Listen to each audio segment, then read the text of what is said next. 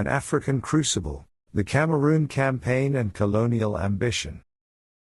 While Europe was at war, a lesser-known conflict unfolded in the heart of Africa, the Cameroon Campaign. This brutal struggle between German colonial forces and Allied invaders carved a bloody path across the vast territory, exposing the ruthless realities of colonial ambition and the devastating impact of global war on distant shores.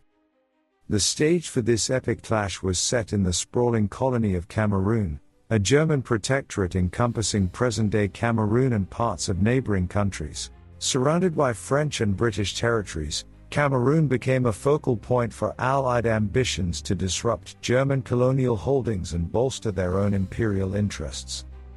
In August 1914, as war erupted in Europe, the flames quickly spread to Africa. French and British forces launched a coordinated assault on Cameroon, aiming to capture strategic points and cripple German colonial administration. Early Allied victories, spearheaded by naval bombardments and swift troop movements, pushed German forces to retreat from the coast and seek refuge in the dense jungles of the interior. The ensuing campaign devolved into a brutal war of attrition.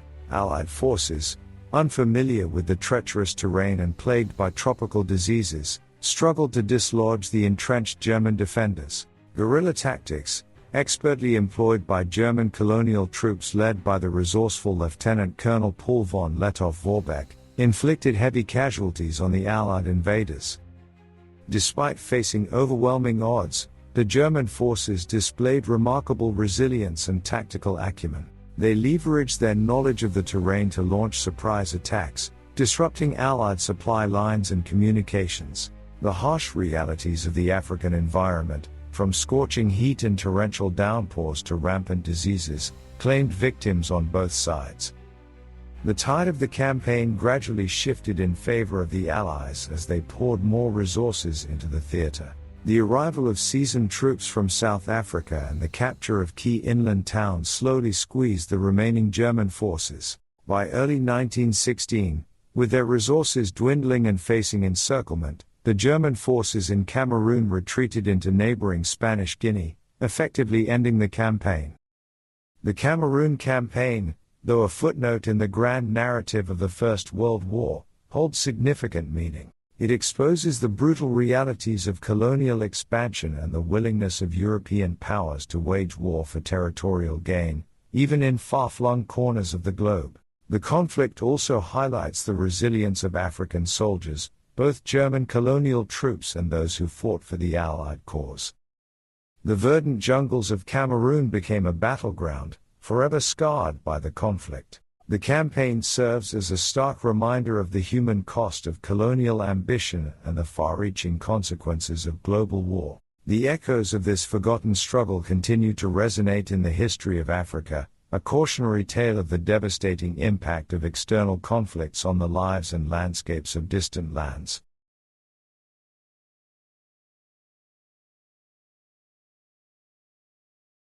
A Poisoned Chalice. The Second Battle of Ypres and the Dawn of Chemical Warfare. On the ravaged plains of Flanders in 1915, a horrifying innovation cast a long shadow over the First World War, the Second Battle of Ypres. This brutal clash witnessed the first large-scale use of poison gas by Germany, forever altering the character of the war and ushering in a new era of chemical warfare. The battle, though a tactical stalemate, stands as a pivotal moment, a harbinger of the horrors to come. The stage for this epic confrontation was set on the war-torn landscape of Ypres, a Belgian town already scarred by the earlier First Battle. German forces, frustrated by the stalemate on the Western Front, sought a decisive advantage. Their solution, a weapon of unimaginable cruelty, chlorine gas. In April 1915, under the cover of darkness, German troops released a lethal cloud of chlorine across Allied lines. The unsuspecting soldiers inhaled the toxic fumes, choking and gasping for breath. Their eyes burned, their lungs seared, and many died a horrific death. Panic ensued as soldiers, blinded and disoriented, stumbled back from the noxious cloud.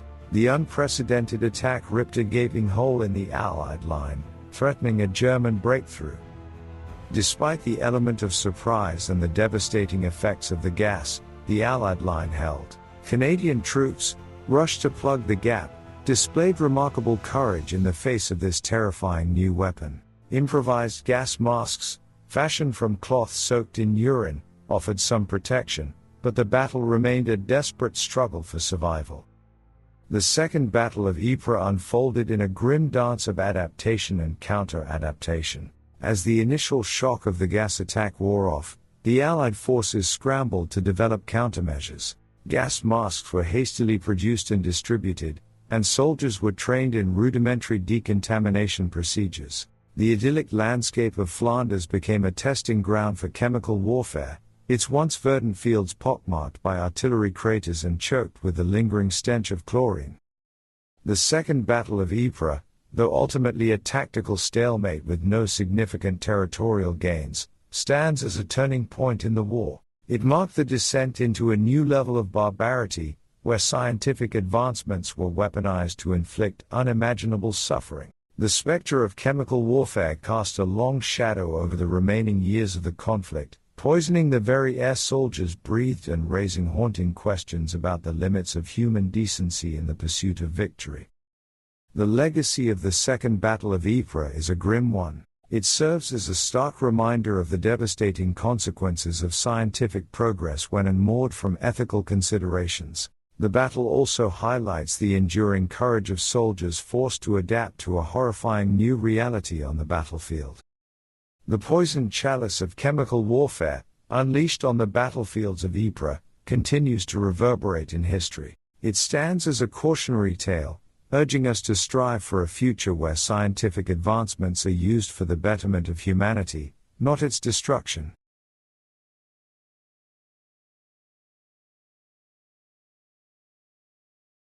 A frontier forged in fire, the Southwest Africa Campaign and the birth of a nation. This clash between German colonial forces and the Union of South Africa, forged in the fires of war, was a crucial moment in the birth of a new nation. The campaign, though overshadowed by larger battles on the European front, served as a crucible for South African identity, solidifying a sense of unity and independence. The stage for this epic confrontation was set in the vast territory of German Southwest Africa, a sprawling colony encompassing present-day Namibia. With the outbreak of war in Europe in 1914, the flames quickly spread to Africa. The Union of South Africa, a fledgling nation formed just 4 years prior, saw an opportunity to assert its independence and seize control of the neighboring German colony. In September 1914, South African forces launched a multi-pronged offensive aimed at capturing key strategic points within German Southwest Africa. The initial assault met with mixed results. South African troops, though facing a smaller German force, struggled with logistical challenges and unfamiliar terrain. Early victories were followed by setbacks, as German forces, led by the resourceful Colonel Joachim von Lettow-Vorbeck, employed effective guerrilla tactics. The ensuing campaign devolved into a war of attrition. South African forces, bolstered by British reinforcements, slowly squeezed the German defenders. Brutal battles unfolded across the arid landscape, with both sides enduring scorching heat, sandstorms, and limited water supplies. The harsh realities of desert warfare tested the resilience of soldiers on both sides, demanding exceptional physical and mental fortitude. Despite facing a determined enemy, the South African forces gradually gained the upper hand. Their superior numbers and resources, coupled with growing public support for the war effort back home, proved decisive. By early 1915, with key German strongholds captured and supply lines disrupted, the German forces were forced to retreat northwards. The Southwest Africa Campaign, though a military victory for the Union of South Africa, holds deeper significance. It served as a crucible for national identity, uniting disparate South African groups, Afrikaners and British alike in a common cause. The shared experience of war fostered a sense of national pride and a willingness to defend a newly formed nation. The vast plains of Southwest Africa became a proving ground, forever marked by the conflict. The campaign serves as a reminder of the human cost of war, even in distant colonies, and the complexities of forging a national identity in the face of external conflict. The echoes of this forgotten struggle continue to resonate in the history of South Africa, a reminder of the sacrifices made in the birth of a nation.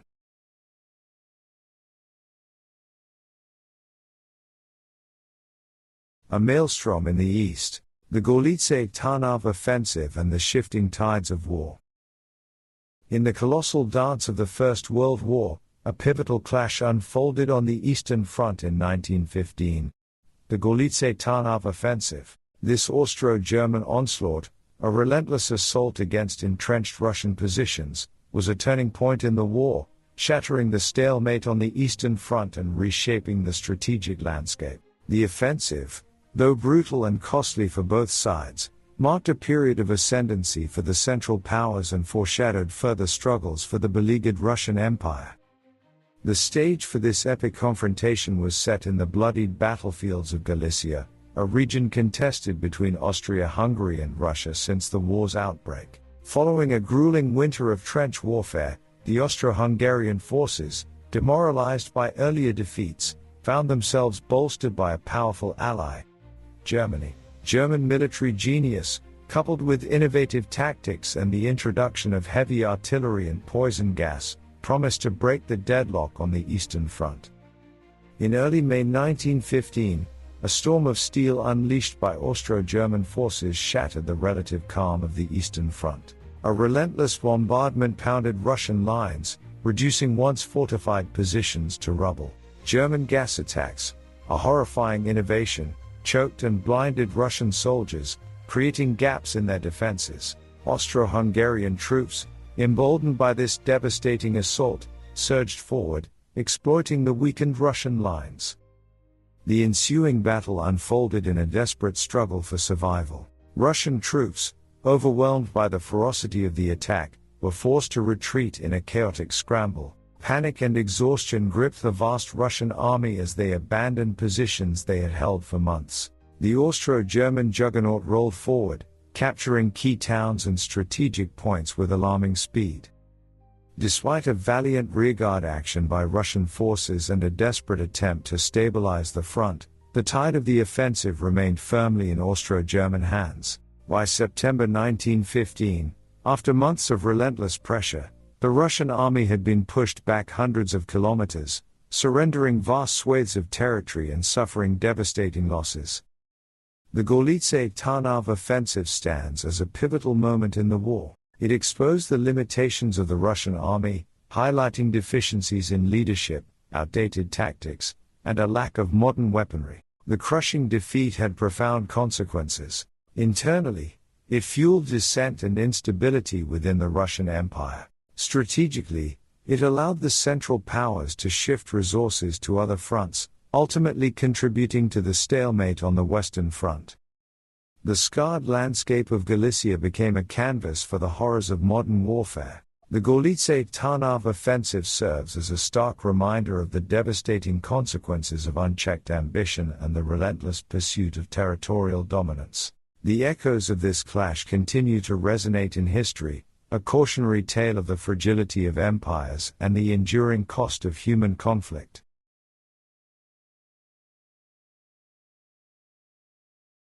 A Guerrilla Odyssey, the East African Campaign and the Phantom of Lettow-Vorbeck.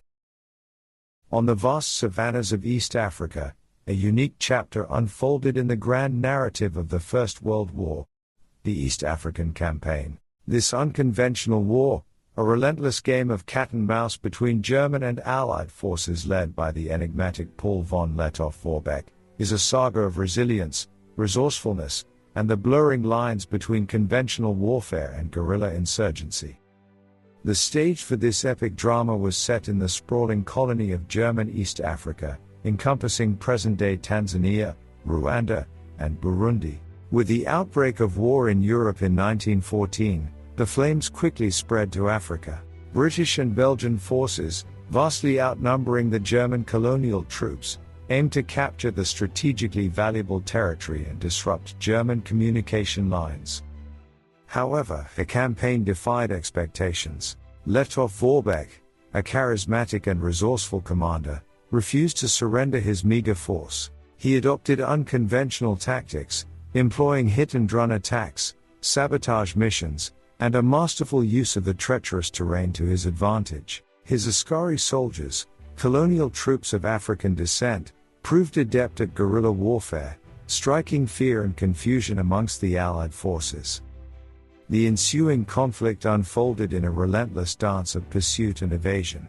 British and Belgian forces, accustomed to the trench warfare of the Western Front, struggled to adapt to the unconventional tactics employed by Letov Vorbeck. Supply lines stretched thin across the vast distances, and scorching heat, coupled with tropical diseases, took a heavy toll on Allied morale. Despite facing overwhelming odds, the German forces displayed remarkable resilience and strategic cunning. They launched daring raids across the borders into British and Belgian colonies, disrupting infrastructure and morale. Letov Vorbeck, a master of propaganda, cultivated an image of invincibility, further demoralizing Allied forces and bolstering German resolve. The tide of the campaign gradually shifted as the Allies poured more resources into the theater. Troop reinforcements, improved logistics, and a growing understanding of guerrilla warfare tactics slowly turned the tide.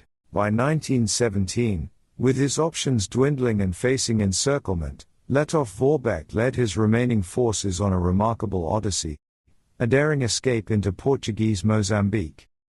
The East African Campaign, though a military victory for the Allies, holds a deeper significance. It stands as a testament to the ingenuity and leadership of Letov Vorbeck, a commander who defied conventional strategies and carved a unique path in the war. The campaign also highlights the human cost of colonial conflict, with African soldiers and civilians caught in the crossfire between European powers. The vast savannas of East Africa became a stage for a war unlike any other. The East African Campaign serves as a reminder of the adaptability required in the face of unconventional warfare, and the enduring human spirit in the fight for survival. The echoes of this odyssey continue to resonate, a testament to the resourcefulness of the underdog and the enduring scars left by colonial conflict.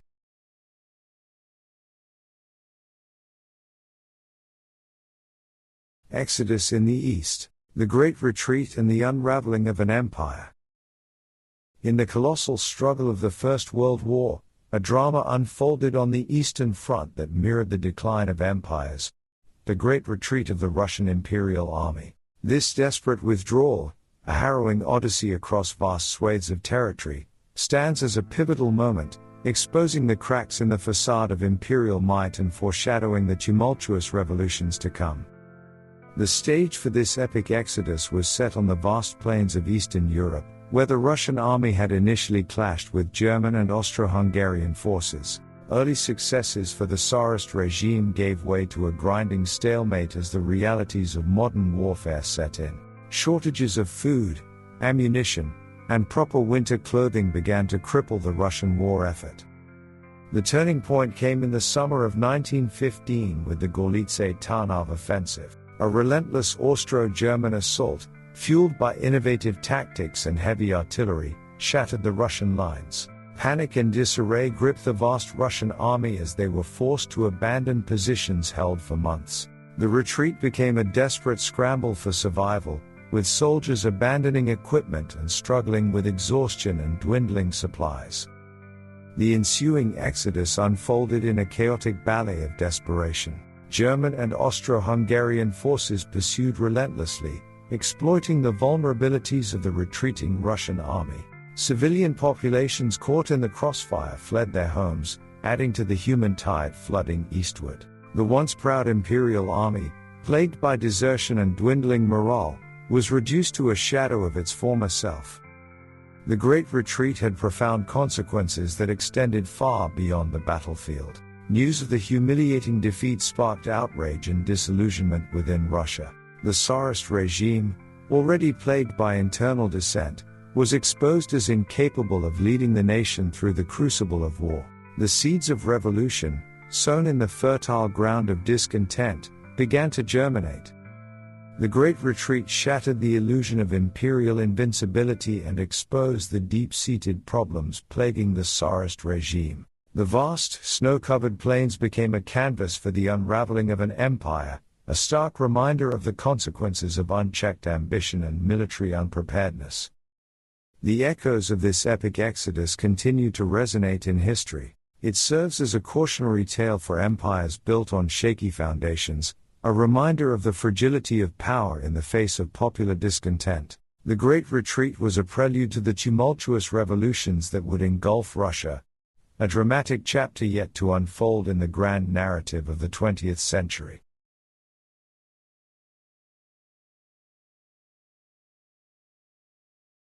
In the next chapter, we will explore the largest naval battle of the war, the Battle of Jutland, as well as the infamous battles of Verdun and the Somme.